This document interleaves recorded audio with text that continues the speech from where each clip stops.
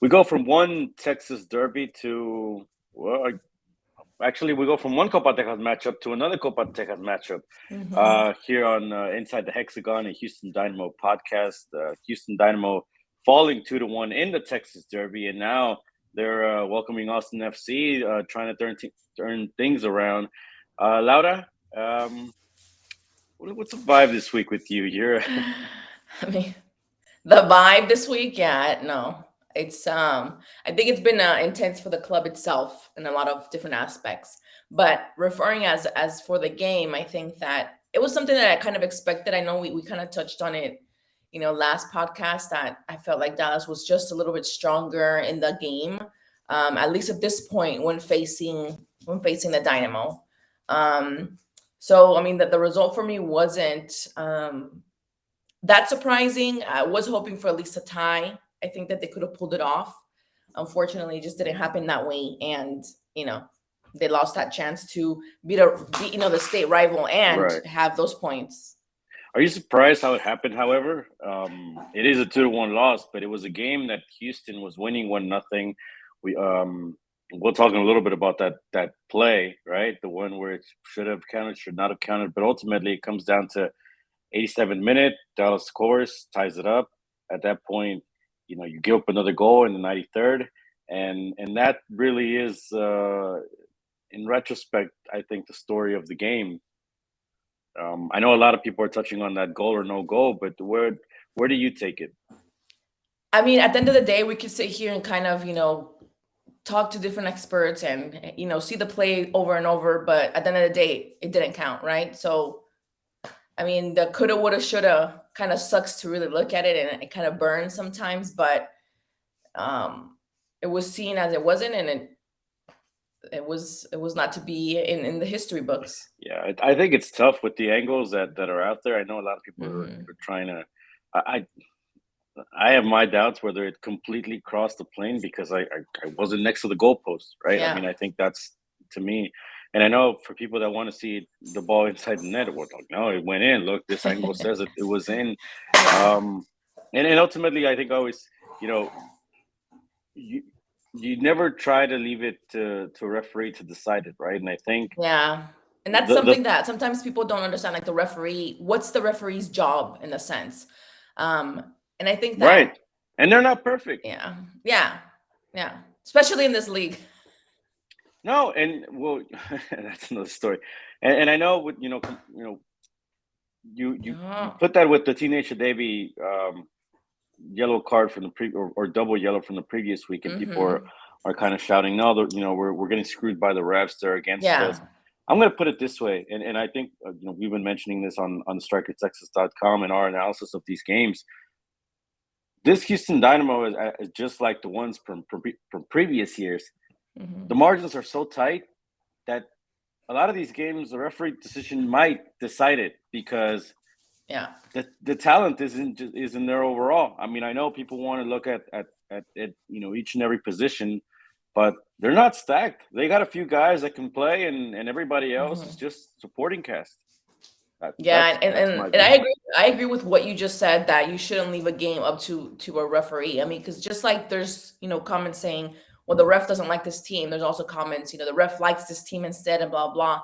But that's kind of like leaving it to chance, and it's kind of leaving it. It's like whenever you're trying to qualify for the World Cups and you're leaving it to another team to lose or win for your team to make it. So I think that, yeah, the refs are there to do a certain job, but it's also part of the players' jobs to do enough to really prove and do more. We got Austin FC coming in this week. They're second in the table. Houston is seventh. They're not separated by much, but obviously we know how this season has started for both teams. Austin came in here preseason and won 4-0. And I know in hindsight that doesn't mean much, but now we're 11 weeks removed from that. Austin has certainly taken off. I think in many ways, just like Houston's favorable early schedule. But we're going to find out here in this game how much of Austin really is a more redefined team compared to Houston. What are some of your talking points for this game? I mean, I think that obviously Austin is doing something. Something's working out for them the way that Perhaps the Dynamo wish that it was working out for them. I think that they've done what they need to do and get those points in the game. Yeah. Having a guy like Sebastian Trusi in midfield, I mean, nice it's midfield like that in his prime, that'll help. and that's what I'm saying. Yeah, they've done what they need to do off season, and they're doing it now. What they need to do now to get those points. So this game is looking interesting to me as well. And I kind of wanted to get your feeling on the whole state rivalry, because I know that the Dallas and the Houston one has been going on for years, and it's really strong. But now a lot of Austin, how do you pronounce Austonians? Austinites. What's the proper? I think Austinites is the Austin proper Knights. term. There you go. My brother lives there, and I still haven't learned the proper way to call him when he comes over to Houston. But to really see how big the rivalry is right now, and if it's intense or it has the potential to go to be as intense as it is with Dallas. But I think Houston has that problem with Dallas itself, because it kind of transfers over with other aspects of the cities itself. But going back to what you mentioned, I think that Austin, I think it's more of a soccer rivalry, and the one with Dallas, it yes and no, right? I think half of it is what you're saying. I think it's a regional thing. It's a Dallas versus Houston. It's a Texas thing. From the aspect that it crosses over Austin to has all the potential. I mean, Austin, but the Dallas Houston crosses into other sports, right? Like Texans, Cowboys, Astros, Rangers. It just if you're a general sports fan, there's just something about Houston versus Dallas where here it is really more of a soccer thing. Dynamo versus Austin FC. At least that's kind of the way I see it. Yeah, I think for now it's kind of going to be like that way. Maybe perhaps in a couple of seasons more, when it's seasoned and the rivalry is seasoned, it'll be just a little bit more intense. But I do see it a little bit complicated for the Houston team. Not sure if they're going to be able to pull off a win and perhaps a tie. Yeah, I'm kind of feeling the same way. I'm going to give them the benefit of the doubt and say they'll pull it off at home, because they haven't lost at home. I do think Austin has certain weak points.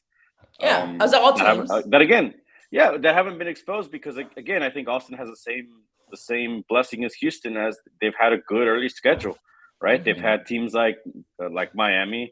Austin has had Cincinnati extra, right? They got Vancouver last week, which they beat 3-0 at home. There's some of these mediocre teams that they've gotten to face. That again, I don't, just like with Houston, I don't take anything away from them. No. It's not, and it's not our place to say where the team is not it or it is, but we just talk about Austin, the results. Austin playing at Portland, they couldn't get it done. Austin playing at home against Seattle, a Seattle that was kind of half focused on the Champions League, couldn't get it done at home, right? And that's where I think in a tactical battle, against a better team, against a team that can hurt them, I think they can win. That's why I think. But Houston is so Jekyll and Hyde in this thing, right? I mean, it's almost like like if Darwin Quintero gives you the game of his life, or you're gonna have a great chance to win. No, because who else do they have other than him? I know. Midfield. I mean, as opposed to with Austin, I can say, well, you know what? If Juicy has a bad game, Diego Fagundes can maybe show up, right? Yeah. They picked up Ethan Finley from Minnesota. Maxi Urruti is in a better place to succeed because of the pieces he has around him, right? As opposed to here. He's coming back. Yeah, there is that. So I just think attack-wise, they're more complete in that sense, because they have players in better positions in their career. Yeah. Here, it's you gotta get the best of some of these. You gotta do what you gotta do with the tools that you have. And I know people are gonna say, you could say that about every player, but a lot of these players are more often on their off days than not, right? I mean, Tyler Pasher missed a clear one, 6 minutes here against Dallas this last week. Hasn't been at his best level, right? Fafa Pico, I think his hustle is there. His effectiveness, it hasn't been there, right? I will mention Quintero again, because that's what you got in midfield. It's him and Carrasquilla, and if these guys don't punish you, or if these guys are that's why, to me, in my in the preview up to this game, again, thestrikertexas.com, my battle for this to watch is Carrasquilla versus Drusi. That's going to Oh define yeah. which team gets it done. Bills put up, I think it was Fagundes versus Griffin Dorsey, which that's another one. I mean, Houston has its own weak points that haven't been, um, you know, picked on as much. And I do think my feeling coming off after this Dallas game is, you've gotten the sense that Paulo Nagamura has wanted to give players a chance, a fair shake, right? Yeah. I think To at earn this their point, place. and now that you're getting to these rivalries that have pressure a little bit more heightened, we can say that we've seen maybe the best of some of these players, right? Even if it's a month and a half or 2 months in. I think if you brought the Brazilians, it's time to play them. It's time to see what they have. Obviously, fitness was a point of emphasis, trying to get them into shape. But if these guys are as good as they are, put them on the field, right? I mean, let's see what they have, because what you have there already, you've seen it, and not just this season. You've seen it last year as well. You've seen it where this team plateaus with these players. Yeah, that's the correct word. I think that the team plateaus, and then that's when the huge trouble really begins to really be noticed. So yeah. So to get these Brazilians on the field, let's see what they have. If they're not ready, if they're not good enough, then look, why'd you buy them in the first place, right? Yeah. And just and I think that's it's time to kind of move that direction, and because ultimately, if these guys are what they're announced to be, then the attack opens up, right? Nagamura wants to play with his outside backs. Griffin Dorsey's not getting the penetration that he wants. He's not getting the crossing that he wants. Maybe it's Seca, right? And then maybe that opens it up for Lundqvist on the other side. Maybe he can step up his game. I mean, we'll see where this starts to blossom a little bit. Yeah, exactly. Where the winning combination really is the winning combination to get those points on the board when they're most needed, of course. So yeah, I agree with you. I think that the word really plateau resonates. It kind of gives you flashbacks of the prior seasons with the Dynamo.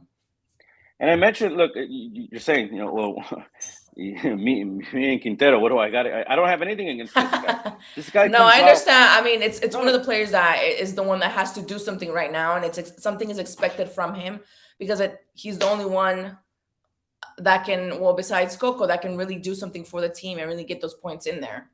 He comes off in the second half, right, against FC Dallas, and you have your attack just isn't the same, right? I mean, Memo Rodriguez.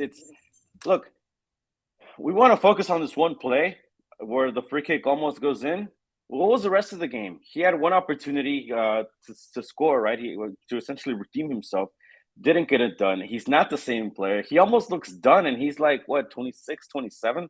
I mean, it's amazing to me how I don't know how you explain this, if it's motivation, if it's just lack of focus, what it is, and I'm not trying to be insulting, but it's what I see. It's what we all see. And again, that's Quintero, right? That's one piece of your midfield. Now you got another guy in Matias Vera, who may or may not be there this week, because at least I personally haven't seen him in training. We'll see him here, prior to this last one. But if he's a player that doesn't play, and you have Darwin Terence starting, from the beginning, who has had some good games, but has also had some bad games. I mean, that's what I'm saying. It's a coin toss with this team. There's not a balance of, well, not a balance, but consistency. There's not consistency with the players, and that's something that will go against you in the long run. Knowing the difficulties of the season, knowing that the background of the Dynamo not having a strong away games and things like that. So I think that the word is consistency. This team does not have consistency. The players, most of the players don't have that consistency that is needed throughout the season to really consider this team a contender for the playoffs. Now let's go positive a little bit, right? Because I know now you want to go positive. No, look, people are starting their weekends. They want to know. All right, well, how can the Dynamo win against Austin FC, right? I do think it's possible. Of course, why not? Yeah, look, I do think weakness is a bit of an issue. I do think their attack, when they don't get rolling, they can get stopped. They're not unbeatable, right? I mean, Mhm. this isn't a this is a team with high confidence, and that's why I think they've Yeah. succeeded. But this is also a team that can get you can trip a little bit if you know what I mean. I think Houston I mean, again. there's ways to get to the team to get them in that state of mind that they're going to not get those points out. And one of them is obviously being at home. And I think that's one of the biggest points that the Dynamo has to explode. They have to play that against them. It's their town, it's their stadium, it's their fans, and they have to know that that's their strong point to really play with the team mentally. They've been in the league longer, and that can also be something that can push forward. So I think that that's something that it needs to be used as a tool to also mess with them in a respectful way. I know because there's a lot of ways that you can mess with No, it that's it. with It's a a mental team. game. A derby is a mental game. Um, they allowed Dallas. Houston did. They allowed Dallas to get back into the game, and they gave them that game essentially. I mean, they did. There's no other way about it. They said, "Here you go.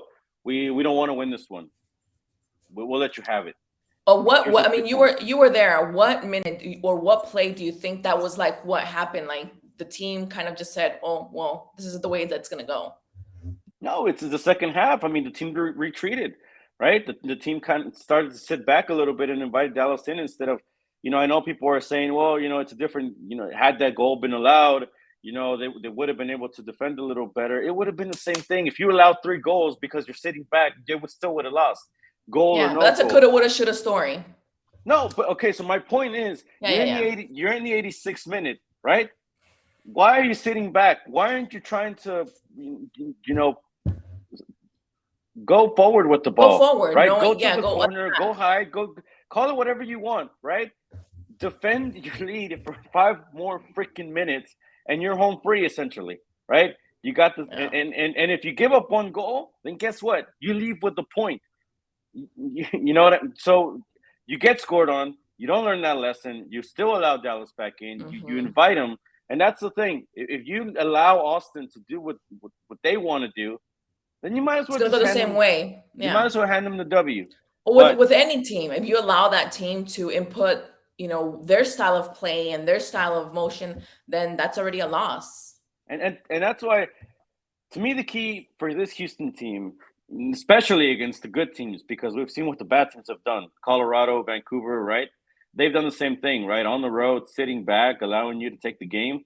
Um, but with against good teams, right? Teams like Portland. Um, I don't want to call San Jose. San Jose is not a good team, but I mean, I mean, that strategy is essentially the same. What Houston has to do at home: score early, try to finish the game as much as you can in the first half, and then at home you can defend a little more, right? Because you got the mhm. crowd behind you. You know your own stadium. You can pick your spots, and that's it. I mean, otherwise, this game if this game is up to be decided, 75th minute and so on. I mean, you might as well pick Austin to win. I might be wrong, but that's just the way I see it. No, yeah, and I agree with you. I think that Oh, and since feed Sebastian Ferreira the ball, by the way. Can we get this dude some service? yeah, I agree with you. And I think that like you just mentioned, they have to input, they have to impose their style of play since the first second of the game, or else Austin will control it. I mean, we've seen it before, and again, once you let a team really take over, you might be able to get control of a game maybe in the second half, but it's going to be way harder, and you're going to be playing like a catch-up game, and that's not what the Dynamo should do. You're playing at home, you have an advantage. That's it. You have Yeah, to get and those points. like get this guy more attempts, right? Get him more opportunities. I keep going back. If you want to go by the stats that they want to use, I mean, it's he's still not getting enough service. I mean, he's Yeah. your star player. Enough of this we play by committee BS, right? Mhm. Like, is he your star forward or not? Are you going to feed him the ball? Are you giving him a chance to succeed? You saw what he did against Dallas, right? That wasn't even a Mhm. good service. That was let me figure out how I'm gonna. All right, He stop it. had to try to do what Stop he it with my had. right. Hit it with my left, and that's a goal scorer's goal. Give him more of those balls. I mean, let him figure it out because ultimately that's what you're paying him to do. But you can't. Mhm. and for all these people that are maybe already saying, oh, he's a bust, he's not working out. No, you're not setting him up properly. You're not. You have to have the tools. And I mean, and I've been one that has criticized somewhat because I feel like, oh, just drop down and get the balls a little bit. But it is a little bit more difficult because obviously He's a you play nine. position. Like, I know you're going to say that. And I know that he's supposed to be up and the balls are supposed to be filtered. But I don't know, out of frustration, you might be like, okay, well, I guess I have to drop back just a little more to really get those balls. I guess my point is, I have to filter the own balls to myself and score. Yeah, like the dude, let me pass it to myself and go score a touchdown, right? It's like, no, like for real, just I know everybody wants to say this, we're a team, everybody has no, look, there's role players and there's superstars. This dude is a superstar. Get him the ball, let him score, stop being selfish, give him the tools, and win games. Boom. It ain't that hard. Yeah. All right, yeah. We might just stop it there. What else are you looking forward to this weekend? I think that the weather's going to be nice. I think I'm looking forward to that. I'm also looking forward with whatever the controversy that has been going on with the Dash. I think that it's wonderful to have two games, one Saturday and one Sunday. And it just really, kind of really shows that Houston is a soccer city. And I think that, as a Houstonian myself, you have to kind of support soccer. We want bigger things in soccer and just support the local clubs.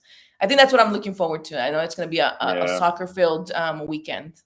I do think I'll push back on you on that one. I think it's a two-way street, right? I think because even with Houston, I know like that's been said over the years too, right? Like with the Dynamo, I mean, it's like, oh, we got to support this team because it's our hometown team. I mean, I get it. If you want a better product, fine. Let's not say support. Go have a fun time and go eat. If you don't want to support them, no, it's a good atmosphere. It's a good game. It is. I'm not saying it's the best, but there is some fun games out there, especially this one. It's the opening game of the season. Mm-hmm. It's supposed to be a big crowd, right? It's not like mid-season, with like a couple hundred people there. This one will be a good game. And both of these, back to back to each other, especially Austin coming in on Saturday. I mean, that'll be a good game. But I do think, and especially, I mean, look, I'm talking about putting a better product on the field.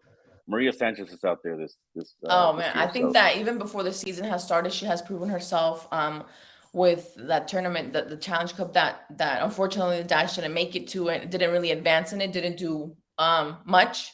But I think that she at least proved what she can do and the potential that she has. I mean, besides scoring and filtering balls, just she has a beautiful way of playing, actually. So it's very entertaining. So if that, I mean, it's just a good package all in all, for sure. Yeah. Houston Dynamo versus Austin FC on Saturday. That actually kicks off the MLS weekend. And then we have, like you said, Dash San Diego on Sunday night. So all that coverage on strikertexas.com. Give it a shot if you haven't already. Like, can guarantee you won't have anything anywhere else, any better coverage anywhere else. And, the Dash are usually fans of dogs, right? I am. That's why I wanted to plug her in, because people are probably like, why is Laura making funny faces? I made the error of leaving my puppy here next to me while I was trying to record, because she kept crying when I put her in the little, what do you call that, kennel? So I was like, okay, let me bring her, but she won't like stop. So this is Munai, and she is 3 months and intense. So yes, we are dog people here. And this podcast was a little bit more difficult than other podcasts. Well, I was trying to entertain a puppy at the same time. So don't mind my faces. We should have incorporated the dog. We should have had some barking in the background like some people. I mean, next time it's going to happen, because I'm going to have to put her in the kennel, because me holding her at the same time, it's not working out. She's huge. And so next time she's going to have to be in that, and while she gets trained, hopefully. There you go. All right, so we'll talk about that game against Austin. Catch over what happened over the weekend. Next time here on Inside the Hexagon. Subscribe if you haven't already. That way, episode goes up. It goes into your phone, goes into your iTunes, all that good stuff. So for Laura Gomez, I'm Victor Araiza, the Striker Texas. Remember the strikertexas.com, and we'll see you next time. Bye.